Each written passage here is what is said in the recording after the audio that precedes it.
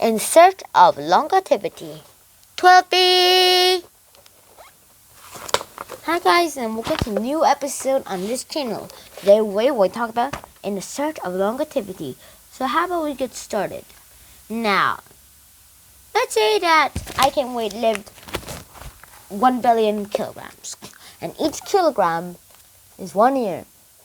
Then if I want to lift all of that, then I would need to live for 1 billion years old.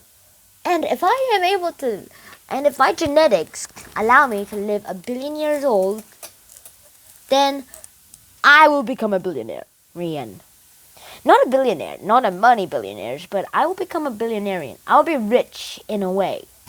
And what do I mean by that? Well, you might have heard of centenarians. Those are people who can live as long as 100 years old or more. But let's say that we can live as long as we want. If we want to die at a certain age, then we can kill ourselves. But how does this work then? It seems pretty simple, but I'm not going to go into it so soon. And today we talk about 3 examples of centenarians. A Sardinian centenarian, an Adventist centenarian, and an Okinawan centenarian. So how about we get started? For a Sardinian, not yet centenarian, it's called Silenus. Silenus has a gene that allows him to live 100 years old, but really short, and has an immune system, has an immunity against cancer and diabetes.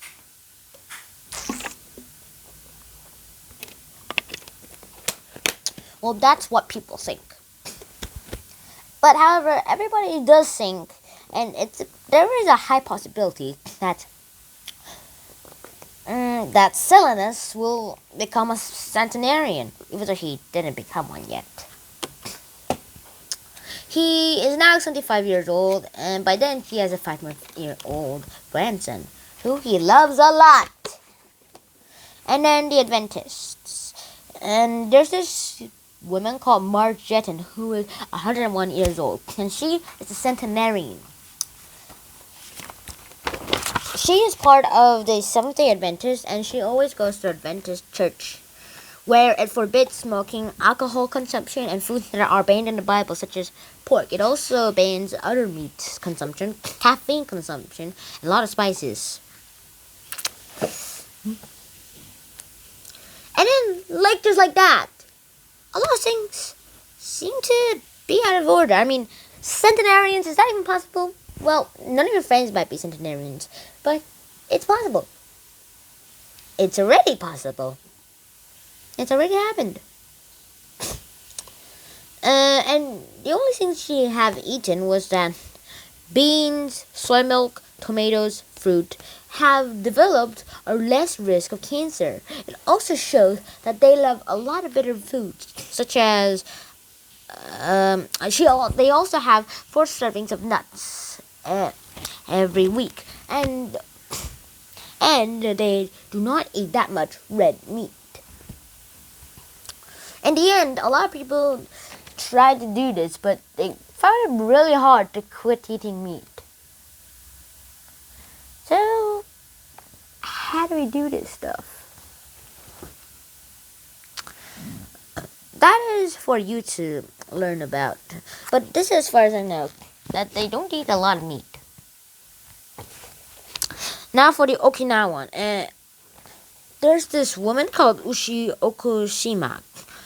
Once you learn about her description, it sounds a bit like she's a pretty young Japanese woman, like in her 50s or 20s or 30s or 60s. But once you hear that her age is 103 years old, you'd be like, what? I mean, she sounds like a teenager or something, and she's 103 years old? Wow. She looks younger than her age. So, how's this possible? Turns out that she has a healthy life. She also has a good behavior, and she's pretty good at social skills. It's also said that if 2 of her friends die, she wants to die herself.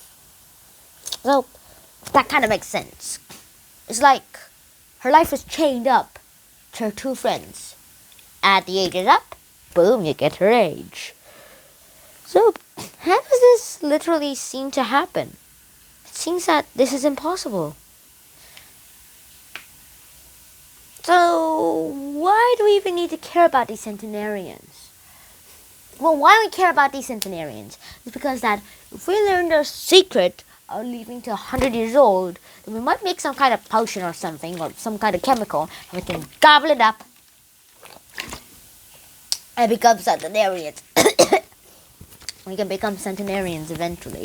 Or we can just learn from how they do stuff, and that's why they become centenarians, and that we might even be able to copy those behaviors. Even if they are really hard to